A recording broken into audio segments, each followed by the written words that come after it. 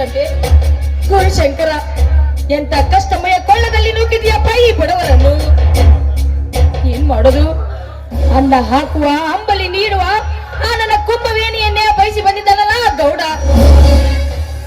ನನ್ನ ಗಂಡ 10-20 ಸಾವಿರ ಸಾಲ ಮಾಡಿದ್ದಕ್ಕಾಗಿ 10ಕ್ಕೆ 20 ಸೇರಿಸಿ ಅವರನ್ನು 10-5 ಅಗ್ನಿಯಲ್ಲಿ ಸುಡಬೇಕು ಅಂತ ಪ್ರಯತ್ನ ಮಾಡ್ತಾ ಇದ್ದಾರೆ. ಕಂತೆರೆದು ನೋಡ್ಲಾರೇನಪ್ಪ ತಂದೆ ಈ ಜಗದ ಜೀವಿಗಳನ್ನು. ಯಾರು ಮುಂದೆ ಹೇಳಿಲಿ ನಂದಿಸಿಕೊಳ್ಳಲಿ ಈ ನನ್ನ ದುಃಖದ ದವಾಗ್ತಿಯನ್ನು.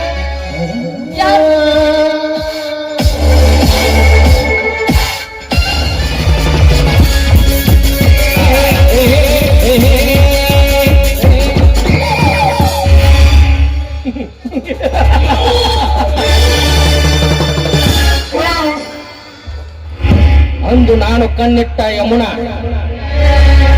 ಇಂದು ಶಕ್ತಿಯ ಮಡದಿ.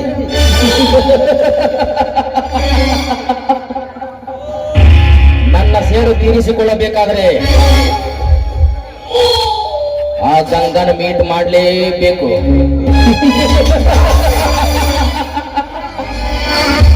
ಹೆಸರು ತಕ್ಕಂತೆ ಗಂಗಾ.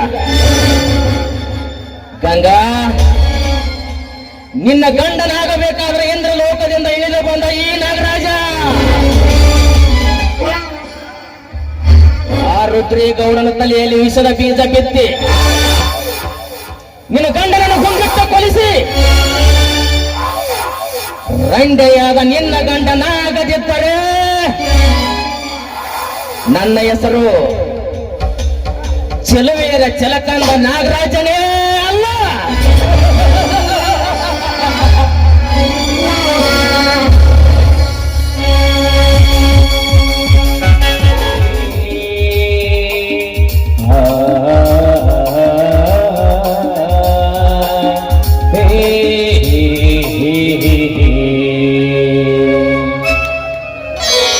ಯಾರದು ಕೈ ಬಿಡು.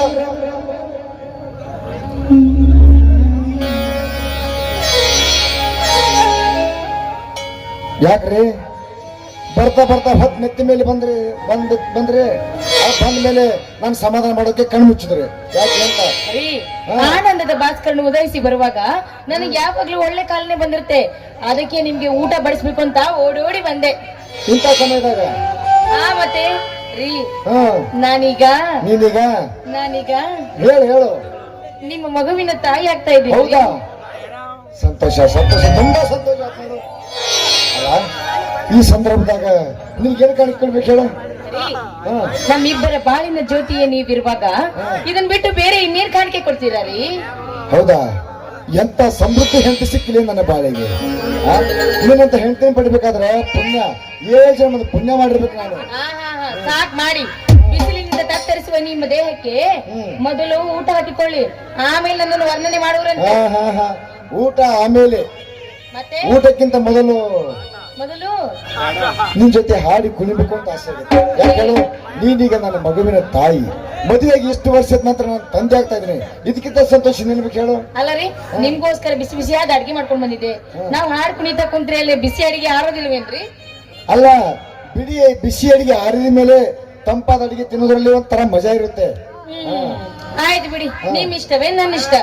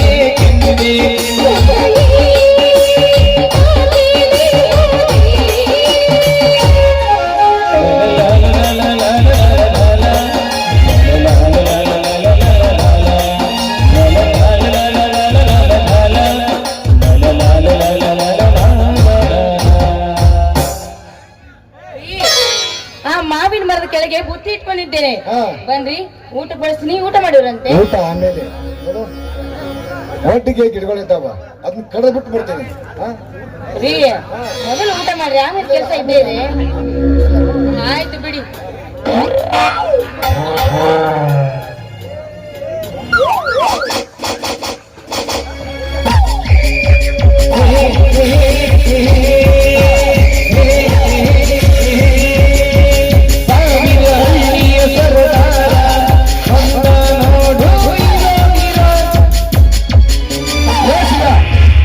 ನಿಲ್ಲಿಸೋ ಗಿಡ ಕಡಿಯೋದನ್ನ. ಯಾಕ್ರಿ ಗೌಡ್ರ, ನನ್ನ ಹೊಲ್ದಾಗಿನ ಗಿಡ ನಾ ಗಿಡಕ್ಕೆ ಯಾರನ್ನ ಕೇಳ್ಬೇಕು? ಯಾಕೆ ಅಂತ ನನ್ನನ್ನ ಕೇಳುತ್ತೀರಿ ಅಲ್ಲೇ? ಯಾರ ಅಪ್ಪಣೆ ಅಂತ ತಿಳಿದು ಈ ಗಿಡ ಕಡಿಯುತ್ತಿರ್ವಿ? ನನ್ನ ಹೊಲ್ದಾಗಿನ ಗಿಡ ನಾ ಗಿಡಕ್ಕೆ ಯಾರನ್ನ ಅಪ್ಪಣೆ ತಗೋಬೇಕ್ರಿ? ನೀವೇನು ಕಾರ್ಯ ಈ ಹೊಲ ಯಾರದಪ್ಪ ತಿಳಿದಿ? ಈ ಹೊಲ ನಂದು ಗೌಡ್ರ, ಈ ಹೊಲ ನಂದು ಅಂತ ಹೇಳಕ ನೀವೇನು ನಮ್ಮ ಅಪ್ಪನ ರಕ್ತ ಕೊಟ್ಟಿರೇನ? ಅಂದು ನನ್ನ ಮನೆ ಅಡಚಣೆಗೆ 1 ಲಕ್ಷ ಹಣ ಬೈದು ಹೊಲ ಬರೆದು ಕೊಟ್ಟು ಈಗ ಇಲ್ಲ ಅಂತ ತಿರುಗಿ ಬಿಡ್ತೀಯ ಮಗನೇ? ಗೌಡ್ರ, ನಾನು ನಿಮ್ಮ ಹತ್ರ ಸಾಲ ತೆಗೆದುಕೊಂಡಿದ್ದು ಕೇವಲ 50,000 ಮಾತ್ರ. ಅದಕ್ಕೆ 1 ಲಕ್ಷ ಅಂತ ಹೇಳ್ತಿರಲ್ಲ, ಯಾವ ರೈತರು ಗೋಣ ಮರದ ನೀನು ಹಾಕ್ಬೇಕಂತ ಮಾಡಿರಿ? ಅದು ನಿಮ್ಮ ಹತ್ರ ಬಡ್ಡಿ ಸಮೇತ ಅಂತ ತಗೊಂಡಿನಿ. ನೋಡಿ ಶಿವಣ್ಣ, ಗೋಣ ಮುರಿದ ಏನ್ ಹಾಕಕ ನಾವೇನ ಜಿಲ್ಲಾ ಕಲೆಕ್ಟರ್ ಸಾಹೇಬ್ರಲ್ಲ.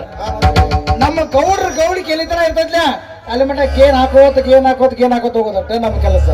ಹೌದು, ಅವತ್ತು ನಮ್ಮ ಜ್ವಾಳದ ಗೂಡು ಬೆಂಕಿ ಐತೈತಿ ಅಂತ ಹೇಳಾಕ ಬಂದಾಗ ರೊಕ್ಕ ಓದುತ್ತ 1 ಲಕ್ಷ ರೂಪಾಯಿ ಓದುತ್ತೆ, ನೆನಪಿಲ್ಲನ?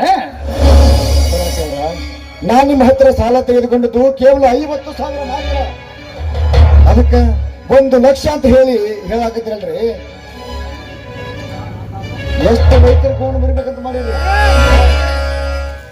ಕೊಡದಿದ್ದರೆ ಸಾಯುವವರೆಗೆ ನಿನ್ನ ತಮ್ಮನನ್ನು ನನ್ನ ಮನೆಯಲ್ಲಿ ದುಡಿದು ಮುಟ್ಟಿಸಂತ ಹೇಳು. ಇಲ್ಲವಾದರೆ ಈ ಹೊಲ ನಂದಲ್ಲ, ಗೌಡರಿಗೆ ಬರೆದು ಕೊಟ್ಟಿದ್ದೇನೆ ಅಂತ ಬಗಳು. ಓ ಸೌಕಾರ, ಈ ಹೊಲ ನಂದು ಅಲ್ಲ ಅಂತ ಹೇಳಿದ್ರೆ ಹೊರತು ನನ್ನ ತಮ್ಮನನ್ನು ಮಾತ್ರ ಮಹತ್ತರ ಕೆಲಸಕ್ಕೆ ಕಳಿಸೋದಿಲ್ಲ.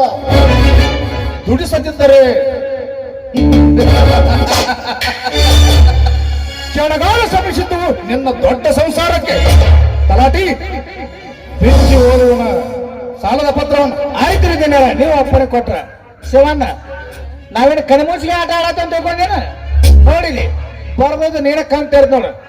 ಪಂಪ್ ಸೆಟ್ ಸಾಲಿನ ತೀರಿಸ್ತಂತ ಹೇಳಿ ಓದಿದ್ದು 20,000 ರೂಪಾಯಿ. ಬಟ್ಟೆಗೆ ಹಿಟ್ಟು ನೀಡಿಸಲ ಗೂಡು ಸುಟ್ಟು ಹೋಗಿದ್ದು ಓದದ್ದು 20,000 ರೂಪಾಯಿ. ಮನಿ ಪಟ್ಟಿ ಬರಾಡ ಅಂತ ಓದದ್ದ 20,000 ರೂಪಾಯಿ. ಗೊಬ್ಬರ ಕಡಿಮೆ ಯಾವತ್ತು 10,000 ರೂಪಾಯಿ. ಕುರಿತುಗಳಕ್ಕೆ ಓದದ್ದು 5,000 ರೂಪಾಯಿ. ಗೋಡಾನ್ ಸಹಾಯಕ ಅಂತ ಹೇಳಿ ಖರ್ಚು ಮಾಡಿದ 5,000 ರೂಪಾಯಿ.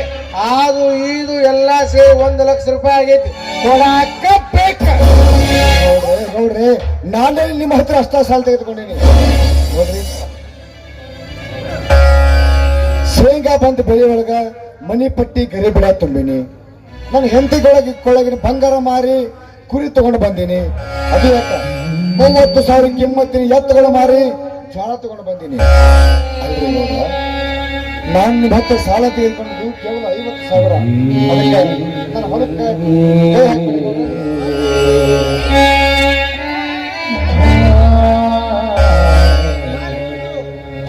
ಕಾಲಿಗೆ ಬಿದ್ದರೂ ಕರುಣೆ ತೋರಿಬಿಡುವವನಲ್ಲ ಶಿವ ಈ ಕಟುಕ ರುದ್ರೇಗೌಡ. ಅದು ಕುತ್ತಿಗೆಗೆ ಬಂದಿದೆ ಗೌಡ್ರೆ ಎಂದು ದಾಂಭಿಕತನದ ಮಾತು ಹೇಳಿ ಈಗ ಸುಳ್ಳ ಮುಗಳ್ತೀಯ ಮಗನೇ? ನಿನ್ನ ಮೈ ಚರ್ಮ ಸುಳಿದು ಬಿಟ್ಟೇನು? ಈ ಕಾಳಿಂಗ ಸರ್ಪದ ಜೊತೆ ಸಹವಾಸ ಮಾಡಬೇಕಾದ್ರೆ ಎಲ್ಲ ವ್ಯವಹಾರ ಚೊಕ್ಕಟೆಯಾಗಿಟ್ಟರೆ. ಈಗ ಹಣ ಬರೆದು ಕೊಟ್ಟಿಲ್ಲವೆಂದರೆ ಹೊಗಳಿದರೆ ಇನ್ನುಳಿದ 5,000 ಕೂಡ ದೊರಕಲಾರದು. ಈ ರೀತಿ ಹಠ ಹಿಡಿದು ಈ ಬಡವರಿಗೆ ಗುಟುಕು ನೀರಿಗೂ ಸಹ ಗತಿ ಇಲ್ಲಂತೆ ಮಾಡ್ಬೇಡ್ರಿ ಅಂತ ನೋಡಪ್ಪ. ಧನ್ಯರ, ನಮ್ಮಂತ ಬಡವರಿಗೆ ಕಲಿಯುಗದ ಕಲ್ಪವೃಕ್ಷ ಇದ್ದಂತೆ ನೀವೇ ಕಾಪಾಡಿ ಕೈ ಹಿಡಿಯೋದನ್ನ ಬಿಟ್ಟು ನಮಗೆ ಈ ರೀತಿ ತೊಂದರೆ ಕೊಡಬೇಡಿ. ನೋಡ್ರಿ, ಅದು ಎಷ್ಟ ಸಾಲಿರೋಲ್ಕ ನಾನು ನನ್ನ ಗಂಡ ನನ್ನ ಮೈದನ ಕೂಡಿ ಅದನ್ನ ತೀರಿಸ್ತೀವಿ. ಆದ್ರ ನಮ್ಮ ಹೊಲಕ್ಕೆ ಮಾತ್ರ ಕೈ ಹಾಕ್ಬೇಡ್ರಿ. ನನ್ನನ್ನ ನಿಮ್ ಮಗಳು ಅಂತ ತಿಳಿದು ನಮ್ಮ ಹೊಲ ತಂಗಿ ಗಂಗವ್ವ, ಯಾಕೆ ಕಣ್ಣೀರ್ ಹಾಕಿ ನುಂಗಿ ನುಂಗಿ ನುಂಗಿಡ್ತಿ? ಆ ಸೆರಗು ಒಟ್ಟಿ ಬೇಡೋ ಬದಲಿ ನಮ್ಮ ಗೌಡ್ರಿಗೆ ಸೆರಗ ಹಾಸಿ. ಇನ್ನೊಂದು ಸಲ ನಿನ್ನ ಮಾತೆತ್ತಿದ್ರ ನಿನ್ನದು ನಿಂತಲ ಯಾಚಾರ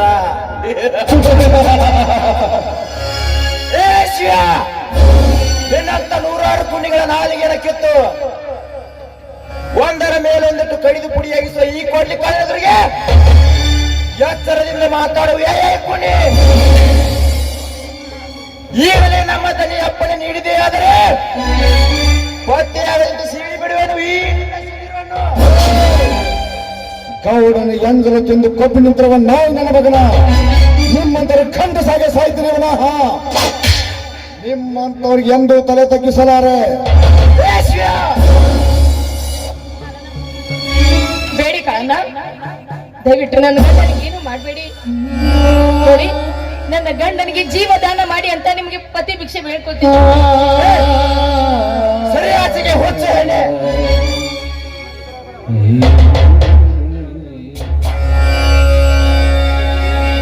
ನಮಗೆದುರಾಗದೆ ಹೊಲ ನನ್ನದಲ್ಲ ಅಂತ ಹೊರಟು ಹೋಗದಿದ್ದರೆ ನಿನ್ನ ಕೊರಳಿಗೆ ಬರುವುದು ನಿನ್ನ ಗಂಡನ ಕರುಳಿನ ತಂದೆ.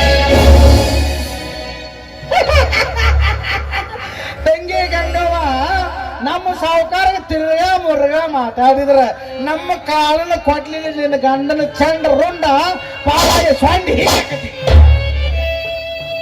ನೋಡ್ರಪ್ಪ ರುದ್ರೇಗೌಡರು ಸಾವುಕಾರ್ರೆ, ನೀವು ಈ ಕಲಿಯುಗದ ಕರ್ಣ ಮೂರ್ತಿಗಳು.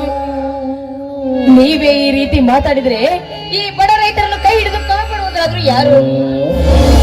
ನೋಡಿ, ನನ್ನ ಪತಿ ಹಾಗೂ ನನ್ನ ಮೈದುನ ಏನಾದ್ರೂ ತಪ್ಪು ದಾರಿ ತೂರಿದ್ರೆ ಅವ್ರಿಗೆ ತಿದ್ದಿ ಬುದ್ಧಿ ಹೇಳಿ. ಬೇಕಾದ್ರೆ ನನ್ನ ಮೈದುನ ಶಕ್ತಿನೂ ಕೂಡ ಕರೆಸ್ತೀನಿ. ಸಾಲದ ಬಗ್ಗೆ ಏನಾದ್ರೂ ಮಾತಾಡೋದಿದ್ರೆ ನನ್ನ ಮೈದುನ ಹಾಗೂ ನನ್ನ ಪತಿಗೆ ತಿಳಿಸಿ ಹೇಳಿ. ಆದ್ರೆ ನಮ್ಗೆ ಅನ್ನ ಹಾಕುವ ಭೂತಾಯಿಯನ್ನೇ ನಮ್ಮಿಂದ ಕಲ್ಸಿಕೊಳ್ಬೇಡಿ.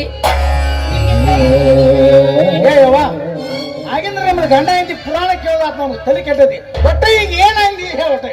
ಏನನ್ನೋದೈತಿ ಏನು ಅನ್ನೋದೈತಿ? ನಾನು ಬರಕೊಟ್ಟ ಸಾಲದ ಪತ್ರವನ್ನೇ ಕೊಟ್ಬಿಡ್ರಿ. ಅದನ್ನು ನೋಡಿ ಸಂತೋಷ ಪಟ್ಟು ಈ ಹೊಲ ನಿಮಗೆ ಬಿಟ್ಟು ಕೊಟ್ಟಿವಿ ಅಂತ ಹೊರಗೆ ಬಿಡ್ತೀವಿ. ನೋಡ್ರ ನೋಡುವಲ್ರಿ ಹ್ಞೂ ಅನ್ನತಾನ. ಕೊಟ್ಟು ಬಿಡಿ, ಓದ್ಲಿ. ಕೊನೆಗೂ ಒಪ್ಕೊಂಡ್ರಿ. ಒಳ್ಳೆ ಮನುಷ್ಯ,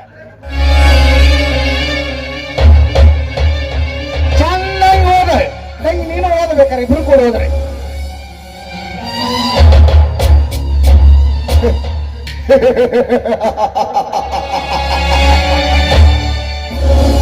ಸಾವುಕಾರ, ಇದೇನು ನನ್ನ ಸಾಲದ ಬಗ್ಗೆ ಬರೆದುಕೊಟ್ಟ ಕಾಗದ ಪತ್ರ? ಇಂಥ ಎಷ್ಟು ಸುಳ್ಳು ಕಾಗದ ಪತ್ರಗಳನ್ನು ಬಳಸಿಕೊಂಡು ನಮ್ಮಂತ ಬಡ ರೈತ ಗೋಳು ಬಿಡಲು ನನ್ನ ಹಾಕಬೇಕಂತ ಮಾಡ್ಯಾರೆ. ಸಾವುಕಾರ, 1000 ವರ್ಷ ಬಿದ್ದರೂ ಸಾವು ತಪ್ಪಿದಲ್ಲ. ಆ ಸಾವು ಇಂದು ಈಗಲೇ ಚಿಂತೆ ಇಲ್ಲ.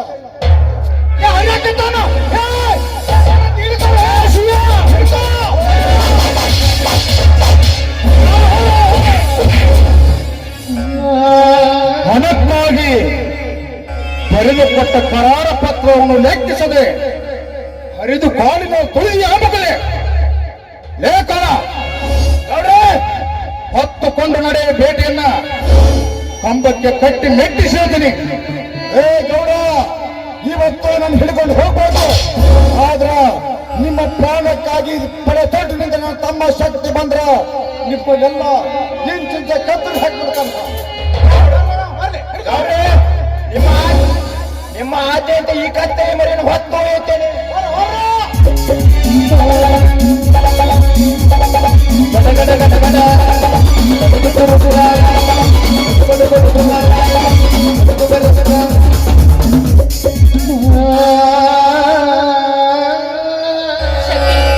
ಹೌದು, ನನ್ನ ಮೈತನ ಶಕ್ತಿ ಹತ್ರ ಹೋಗ್ಬೇಕು ನಾನು.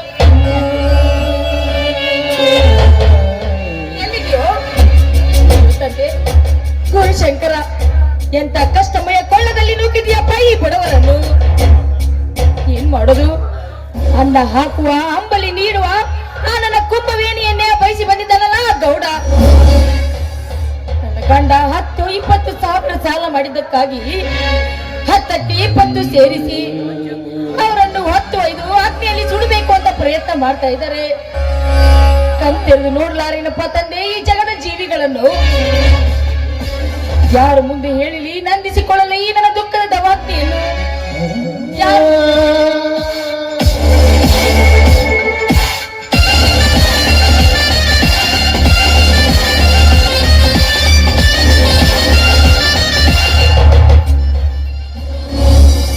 ಪಕ್ಕ ಬಂತ ಹಕ್ಕಿಯಂತೆ ಗಂಗಾ ನನ್ನ ಕಡೆ ಹೋಗಿದ್ದಾಳೆ.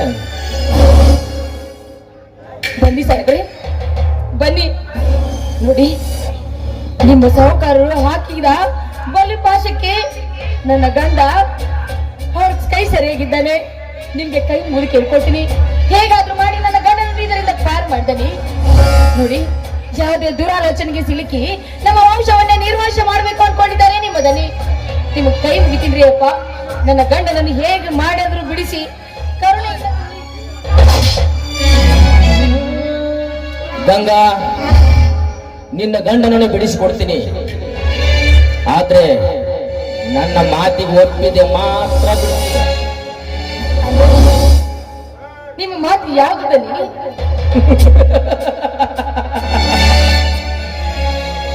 ಭೂಮಿ ತಾಯಿ ಕಾದು ನಿಂತಾಗ ಆ ಮೇಘರಾಜ ಬಂದು ಹೇಗೆ ಉಣಿಸಿ ಬಡಿಸುತ್ತಾನಲ್ಲ, ಅದೇ ತರ ನೀನು. ಅಂದ್ರೆ ನಿಮ್ಮ ಮಾತಿನ ಅರ್ಥ? ಅರ್ಥ ಆಗಲಿಲ್ವೇ ಯಮನ?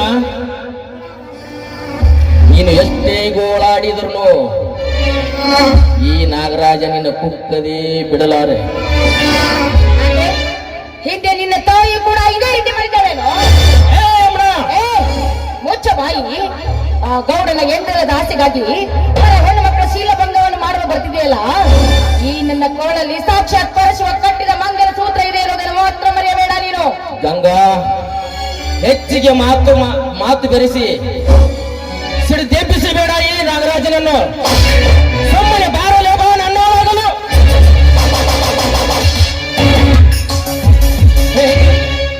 ಅಂದ್ರೆ ನೀನು ಕೂಡ ಆ ಗೌಡರ ಜೊತೆಗೂಡಿ ಇಷ್ಟು ಕೆಟ್ಟ ಕೆಲಸವನ್ನು ಮಾಡ್ತಾ ಇದೆಯೇನೋ?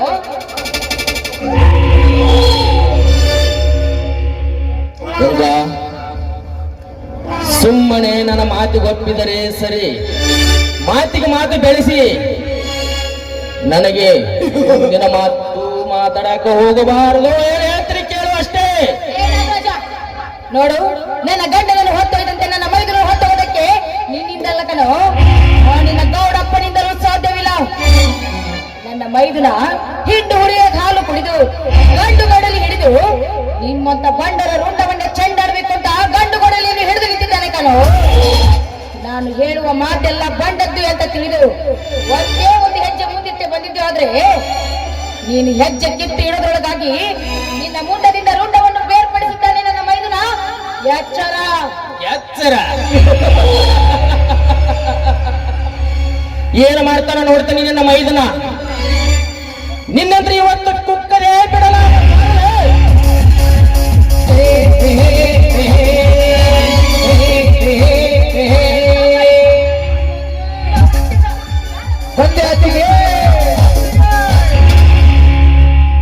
ಶಕ್ತಿ ಬಂದಂತ ಕಾಣಿಸುತ್ತೆ. ನಾನು ಇಲ್ಲಿ ಹೋಗೋದೇ ಒಳ್ಳೆಯದು. ಅತ್ತಿಗೆ ಏನಾಗತ್ತಿಗೆ? ಯಾಕೆ ಕಿರ್ಚಿದ್ರಿ? ನೀವ್ಯಾಕೆ ಇಲ್ಲಿ ಹಾಜರು ಬಂದಿರಿ? ಏನು ಅಂತ ಹೇಳಿಲ್ಲಪ್ಪ, ಈ ನನ್ನ ಕಣ್ಣೀರಿನ ಕಥೆಯನ್ನು. ಅತ್ತಿಗೆ ಏನಾಯ್ತು ಸರಿಯಾಗಿ ಹೇಳಮ್ಮ.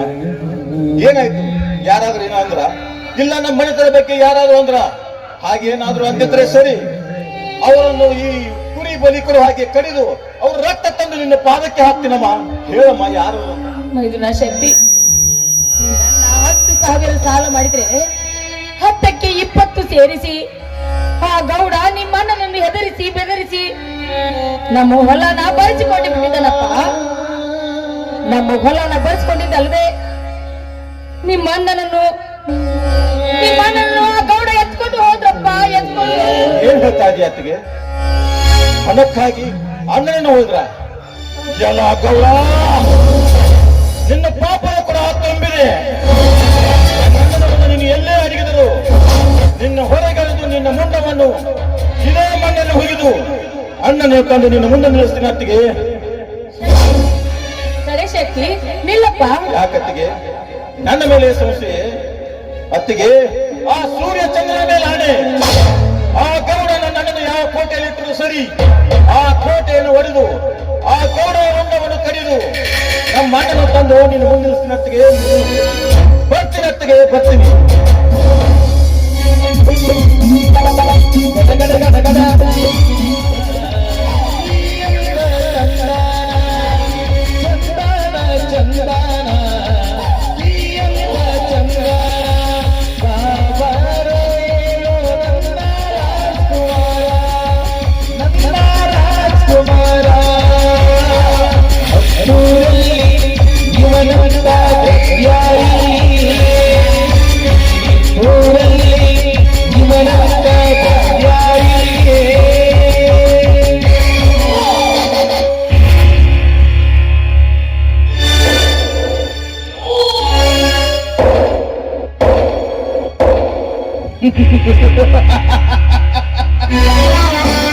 ಶಿವ್ಯ, ಹುಲಿ ಹಾಲು ಕುಡಿದು ಬದುಕಬೇಕೆಂದರವ ನೀನು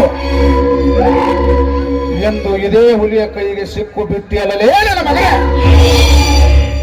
ಒಳ್ಳೆ ಮಾತಿನಿಂದ ನನ್ನ 1 ಲಕ್ಷ ಹಣ ಕೊಡುವೆಯೋ ಅಥವಾ ಈ ಹೊಲ ಗೌಡರಿಗೆ ಕೊಟ್ಟಿದ್ದೀನಂದು ಸಹಿ ಹಾಕಿ ಹೋಗ್ತೀಯೋ? ಅದು ಯಾವುದಕ್ಕೂ ನಾನು ಒಪ್ಪೋದಿಲ್ಲ. ಒಪ್ಪದಿದ್ದರೆ ಕತ್ತೆಗೆ ಲತ್ತೆ ಪೆಟ್ಟಿನಂತೆ ಈ ಚಾಟಿ ಏಟಿನಿಂದ ಮಾತನಾಡಬೇಕಾಗುತ್ತದೆ. ಎಚ್ಚರ. ಏ ಗೌಡ, ನೀನು ಬೀಸುವ ಚಾಟಿ ಏಟು ಅಷ್ಟೇ ಯಾಕೋ, ಚಾಟಿ ಪ್ರಹಾರ ಮಾಡಿದರು ಈ ಶಿವ ಸತ್ಯಕ್ಕೆ ಸಾಯ್ತಾನೆ ಹೊರತು ನಿನ್ನಂತ ಹನ್ನೆರಡು ಹೊರತ ಕೆಂದು ತಲೆ ತೆಗಿಸಲಾರ ಈ ರೈತ. ಸತ್ಯ ಸತ್ಯ ಹರಿಚಂದ್ರ ಕಾಲದಲ್ಲಿ ಸತ್ತು ಹೋಗಿದೆ ಆನಿನ ಸತ್ಯ, ಧರ್ಮರಾಯನ ಕಾಲದಲ್ಲಿ ಸತ್ತು ಹೋಗಿದೆ ಆನಿನ ಧರ್ಮ. ಈ ಏನಿದ್ದರೂ ಅನ್ಯಾಯವಾಗಿ ನಿಮ್ಮಂತ ಸೊಕ್ಕಿನ ಕುಂಡಿಗಳ ರಕ್ತ ಇರುವ ಕಾಲ ಮಾತ್ರ ಬಂದಿದೆ. ಆ ಕಾಲಕ್ಕೆ ತಕ್ಕಂತೆ ಕುಣಿಸದಾಗಲಿ ತಿಳಿಯುವುದು ನಿಮ್ಮಂತವರ ಬಣ್ಣ.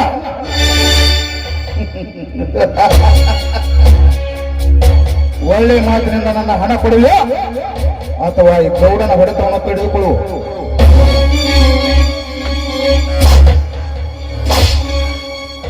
ಏ ಗೌಡ, ಈ ರೈತ ಹುಲಿ ಬೆಚ್ಚಿ ನೋಡಲಿ, ಆಗ ನಿಂದು ನಿನ್ ಚಮಚಗಳ ಸ್ಥಿತಿ ಏನಾಗುತ್ತೆ ಅಂತ ಹೇಳ್ತೇನೆ. ಹಾಗೆ ಕಿತ್ತೇಕಾಗತ್ತೀಯೋ ಕುರಿಗಳ ಹಂಗ. ಲೇ ಶಿವ್ಯ, ಸುತ್ತ 20 ಹಳ್ಳಿಗೆ ದೊಡ್ಡ ರೈತ ನೆನೆಸಿಕೊಂಡ್ರು ಈ ರುದ್ರೇಗೌಡರಿಗೆ 10 ಮೀರಿ ಮಾತನಾಡಿದರೆ ಮಗರೇ ನಿನ್ನನ್ನು ಗೊತ್ತಿಕೊಳ್ಳಬೇಕಾಗುತ್ತದೆ. ಹುಷಾರ್.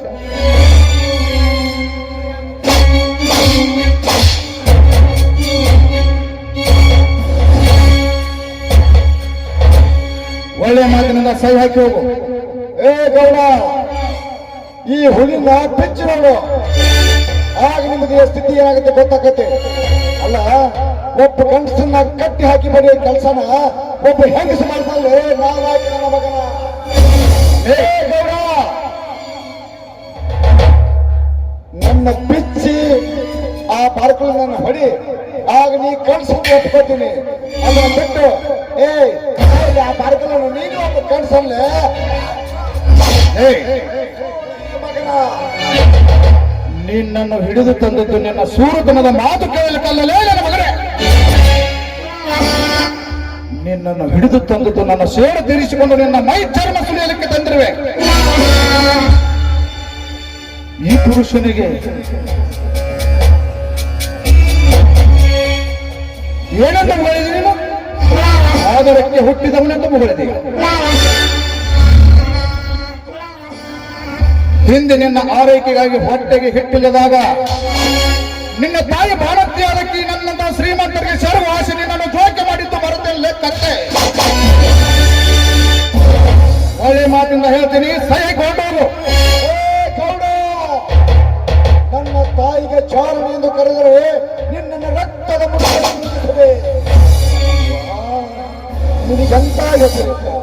ಸಾವಿರಾರು ಜನ ರಕ್ತಕ್ಕೆ ಹುಟ್ಟಿದ ಧೂಳೆಯ ಮಗ.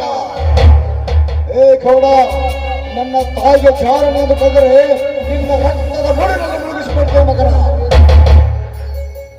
ಏ ಶಿವ, ಮಾತಿನಲ್ಲಿ ಮರ್ಯಾದೆ ಇಟ್ಟು ಹೇಳದೆ ಮನ ಬಂದಂತೆ ಮಾತನಾಡುವ ಮಗನೇ. ಲೇ ಕಾಳ,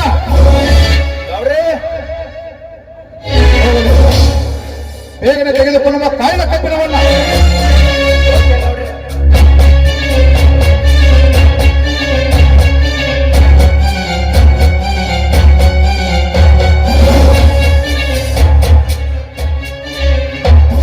ಶಿವ, ಒಳ್ಳೆ ಮಾತಿನಿಂದ ಹೇಳ್ತಾ ಇದ್ದೀನಿ, ಸೈ ಹಾಕಿ ಹೊರಟು ಹೋಗು, ಇಲ್ಲ ಮೈ ತುಂಬ ಬರೆ ಇಳಿಸಿಕೊಂಡು ಸತ್ತು ಹೋಗುವೆ ನನ್ನ ಕೈಯಲ್ಲಿ. ಗೌಡ, ನಾನು ಸತ್ತರ ಚಿಂತೆ ಇಲ್ಲ. ನನ್ನ ಹೊಲವನ್ನು ನಿನಗೆ ಮಾತ್ರ ಬರೆದುಕೊಳ್ಳಲಾರೆ. ಮಾಡ್ಕೊಂಡು ನೋಡೋಣ. ಬರೆದು ಕೊಡೋದಿಲ್ವಾ?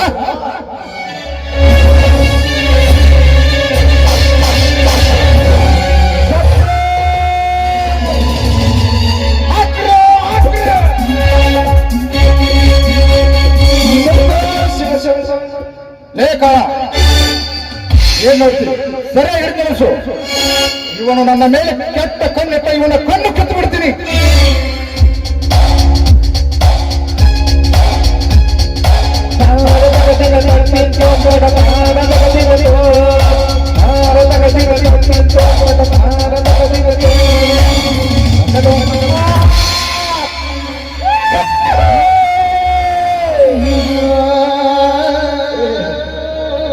ಒಬ್ಬ ರೈತನ ಕಟ್ಟಿ ಹಾಕಿ ನಿನ್ನ ಶೋರಿತ ಸಾಧ್ಯಲ್ಲ.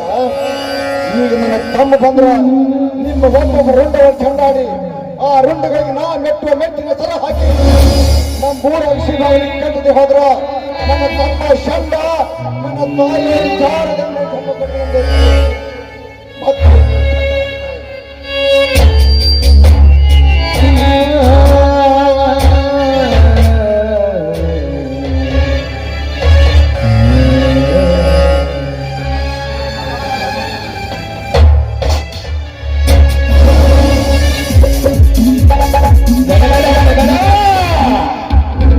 ನಮ್ಮಣ್ಣನ ಕಟ್ಟಿ ಹಾಕಿದಲ್ಲಿ ಚಿತ್ರವಿಸಿಕೊಟ್ಟು ಕಣ್ಣು ಕಿತ್ತಿದೆಯ ಮಗನೇ. ಇವತ್ತು ಮುಗಿಯುತ್ತೆ ನಿನ್ನ ಆಯುಸ್ಸು. ಇವತ್ತು ನಿನ್ನ ಕಾಪಾಡಲು ಹೊರೆಯರ ಬಂದರೆ ಸರಿ, ನಿನ್ನ ಋಣ ಕಡಿದು ಈ ಭೂಮಿಗೆ ಅರ್ಪಣೆ ಮಾಡ್ತೀನಿ. ನೆನೆಸಿಕೊಂಡು ನಿನ್ನ ಮನೆ ದೇವರನ್ನ.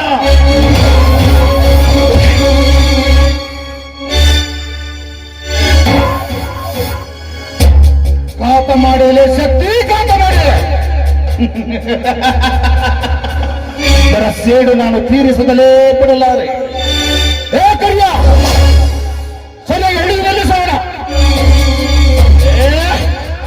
ಕಂಗಟ್ಟು ಬಂದಿರುವ ಈ ಹುಲಿಯನ್ನು ಹೊಡೆಯಲು ನನಗೂ ಸಾಧ್ಯವಿಲ್ಲ, ನಿಮ್ಮ ಅಪ್ಪನಿಗೂ ಸಾಧ್ಯವಿಲ್ಲ.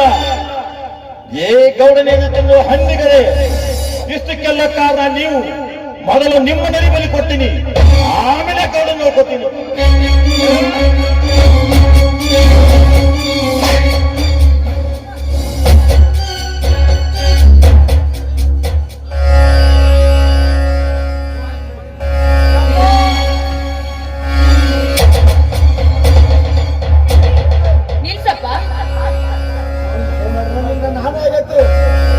ಏನ್ ಹೇಳ್ತಾ ಇದೆಯಣ್ಣ? ಕಂಗೆಟ್ಟು ಬಂದ್ರೆ ಹುಲಿಯನ್ನು ಬಂದಕ್ಕೆ ಮಾತಿದ್ಯಣ್ಣ. ಆದದ್ದಾಗಲಿ, ಆ ದೇವರ ಅವ್ರಿಗೆ ಶಿಕ್ಷೆ ಕೊಡ್ತಾನೆ. ನೀನು ಮಾತ್ರ ಅಪರಾಧಿ ಆಗಬೇಡ, ಅಪರಾಧಿ ಆಗ್ಬೇಡ. ಹೌದಪ್ಪ, ನೀನ್ ಅನ್ನ ಹೇಳೋ ಮಾತನ್ನು ಕೇಳು. ಈ ರೀತಿ ಹಠ ಹಿಡಿಬೇಡಕ್ಕನು ಬಾರೋ ಮನೆಗೆ ಹೋಗೋಣ. ಅತ್ತಿಗೆ, ಈಗಾಗಲೇ ಪೊಲೀಸ್ನವರು ಬೆನ್ನತ್ತಿದ್ದಾರೆ. ಈಗ ಅಣ್ಣನ ಕರ್ಕೊಂಡು ಹೋಗೋಣ ನಡೀಗಿ. ಸರಿಯಪ್ಪ, ಹೋದ್ರೆ ನನಗೆ ಧೈರ್ಯ ಸಾಯ್ತಿಲ್ಲ. ನನಗೆ ಏನಾಗಿದೆಯೋ ಆಸ್ಪತ್ರೆಗೆ ಕರ್ಕೊಂಡು ಹೋಗೋಣ.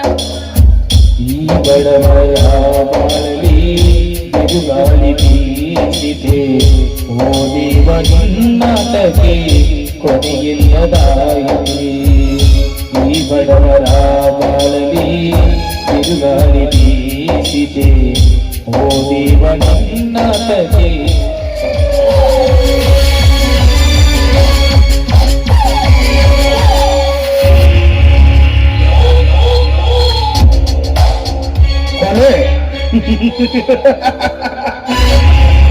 ನನ್ನ ಕೊಲೆ ನನ್ನ ಬಲಗೈಯಾಗಿರುವ ಕರಿಯನ ಶಕ್ತಿ, ನೀನೆಂದು ನನ್ನ ಎದೆ ಮೇಲೆ ಕಾಲಿಟ್ಟು ಹೋದೆಯಲ್ಲ ಮಗನೇ, ನೀನೆಂದು ನಿನ್ನ ತಾಯಿಯ ಗರ್ಭದಲ್ಲಿ ಅಡಿಗೆ ಕುಳಿತರೂ ಸರಿ, ನಿನ್ನನ್ನು ಹೊರಗೆ ಎಳೆದು ತಂದು ನಿನ್ನನ್ನು ಲಾಕಪ್ಪಿಗೆ ಹಾಕಿಸಿ ಮೈ ಚರ್ಮ ಸುಲಿಸಿ ಆಮೇಲೆ ನಿನ್ನ ಹೆಂಡತಿಯಾದ ಯಮುನಾಳನ್ನು ಶೀಲೆಗಳಿಸಿ ನನ್ನ ಮನಃಶಾಂತಗೊಳಿಸುತ್ತಿದ್ದರೆ ನನ್ನ ಹೆಸರು ರುದ್ರೇಗೌಡನಿಲ್ಲ.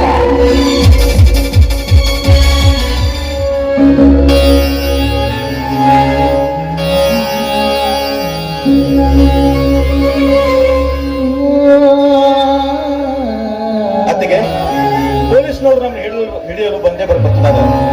ನೀವು ಆನೆಯನ್ನು ಕರ್ಕೊಂಡು ಮೊದಲು ಆಸ್ಪತ್ರೆಗೆ ಹೋಗಿ, ಆಮೇಲೆ ನಾನು ನೋಡ್ಕೋತೀನಿ. ಶಕ್ತಿ, ಏನಪ್ಪ ಹೇಳ್ತಾ ಇದೀಯಾ? ನಿನ್ನ ಬಿಟ್ಟು ನಾವಿಬ್ರು ಹೋಗೋದಾ? ಇಲ್ಲಪ್ಪ, ನಿಮ್ಮನ್ನ ಬಿಟ್ಟು ನಾವಾದ್ರೂ ಬದುಕೋದು ಏನಿದೆಯಪ್ಪ? ಅತ್ತಿಗೆ, ನನ್ನ ಜೊತೆ ನಿಂತರೆ ನೀವು ಜೈಲಿಗೆ ಬರ್ಬೇಕಾಗುತ್ತೆ. ನಾನು ಈಗ ಹೋಗಿ ನಾಳೆನೇ ಬಿಡುಗಡೆಗೆ ಬರ್ತೀನಿ. ಮೊದಲು ಆನಿಂದ ದವಾಖಾನೆ ತಗೊಂಡು ಹೋಗಿ ನೀನು. ಇಲ್ಲ ಶಕ್ತಿ, ನೋಡು, ಇದ್ರು ನಿನ್ ಜೊತೆಲೇ ಇರ್ತೀವಿ, ಸತ್ರು ನಿನ್ನ ಜೊತೆಲೇ ಸಾಯ್ತೀವಿ. ಆದ್ರೆ ನಿನ್ನನ್ನು ಮಾತ್ರ ಆ ಪಾಪಿಗಳ ಕೈಯಲ್ಲಿ ಕೊಟ್ಟು ನಾವು ಮಾತ್ರ ಹೋಗೋದಿಲ್ಲಪ್ಪ.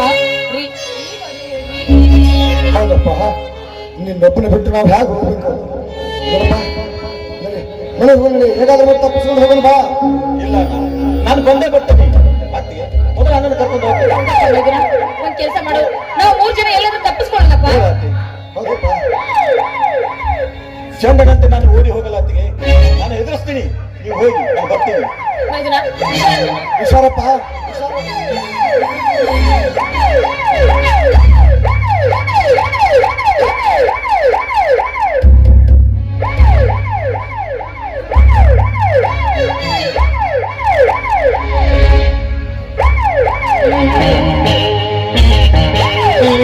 ಶಕ್ತಿ ನಿಲ್ಲು, ಶಕ್ತಿ ನಿಲ್ಲು.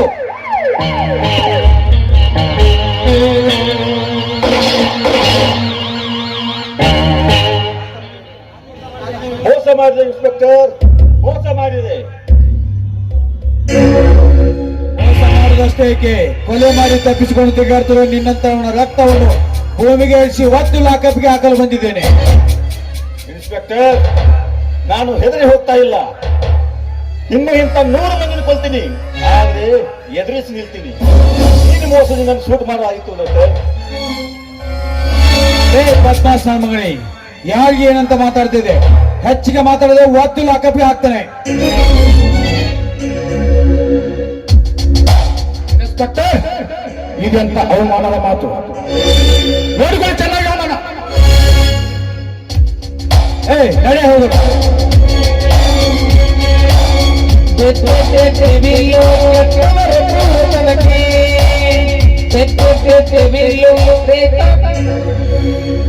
ಶಕ್ತಿ,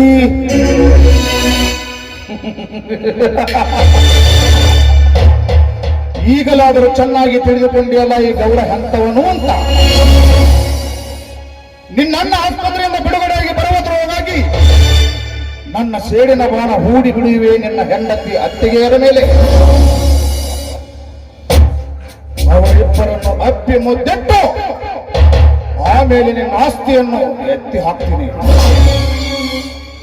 ಆಮೇಲೆ ನಿನಗೆ ಒಂದು ದಾರಿ ತೋರಿಸ್ತೀನಿ. ಯಮರಾಜನ ಸೇವೆ ಮಾಡಲಿಕ್ಕೆ ಕಳಿಸ್ತೀನಿ.